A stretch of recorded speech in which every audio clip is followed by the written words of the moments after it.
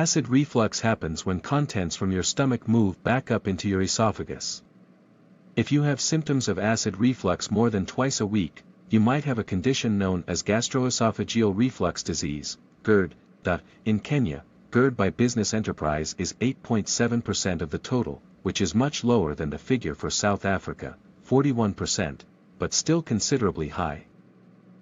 GERD symptoms. The main symptom of GERD is acid reflux. Acid reflux can cause an uncomfortable burning feeling in your chest, which can move up into your neck and throat. This feeling is often known as heartburn. If you have acid reflux, you might develop a sour or bitter taste at the back of your mouth. It might also cause the regurgitation of food or liquid from your stomach into your mouth. Some other symptoms of GERD include nausea, chest pain, pain when swallowing, difficulty swallowing, chronic cough, a hoarse voice, bad breath. GERD treatment options. To manage and relieve symptoms of GERD, your doctor might encourage you to make certain lifestyle changes, like maintaining a moderate weight, if applicable, quitting smoking, if you smoke, avoiding big, heavy meals in the evening, waiting a few hours after eating to lie down, elevating your head during sleep, by raising the head of your bed 6 to 8 inches. The problem with home remedies for GERD. Some individuals might prefer to start with home remedies to treat their heartburn. While certain home remedies may help a little when it comes to occasional bouts of acid reflux, if you've been diagnosed with GERD, you're most likely dealing with a chronic issue. Chronic health issues can sometimes be eased by lifestyle changes, but also typically need some kind of medical intervention. When it comes to chronic issues, it's best to resist the desire to self-diagnose and self-medicate. Talk with your doctor before starting any new treatments. A few home remedies floating around out there that may do more harm than good include: 1. Drinking a baking soda and water solution. Because baking soda is alkaline, it has the ability to help neutralize acidity and is mostly safe to consume in small doses. But baking soda is high in sodium, and it's also possible to experience side effects if you consume too much. 2. Chewing gum. The thought here is that because saliva is slightly alkaline, stimulating it by chewing gum after eating may help neutralize the acidity in your mouth and throat.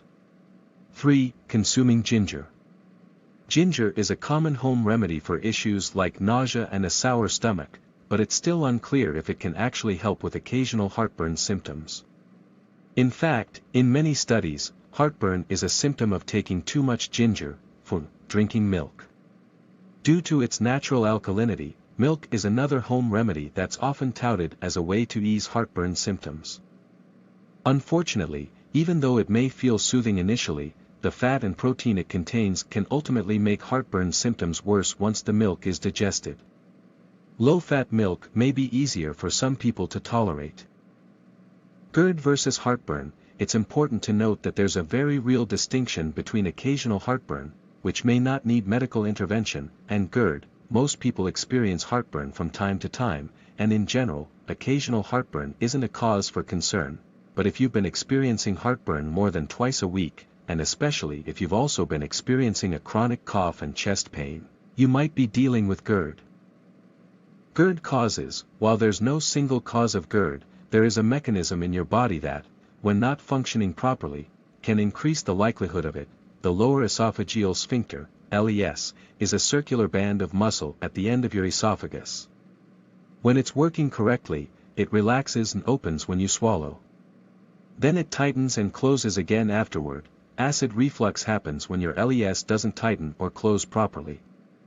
This allows digestive juices and other contents from your stomach to rise up into your esophagus. Other possible causes include: 1. Hiatal hernia. This is when a part of the stomach moves above the diaphragm towards the chest area. If the diaphragm is compromised, it can increase the likelihood that your LES can't do its job correctly. 2. Frequently eating large meals. This can cause the distension of the upper part of the stomach. This distension sometimes means there isn't enough pressure on the LES, and it doesn't close properly. 3. Lying down too soon after large meals. This can also create less pressure than the LES needs to function properly.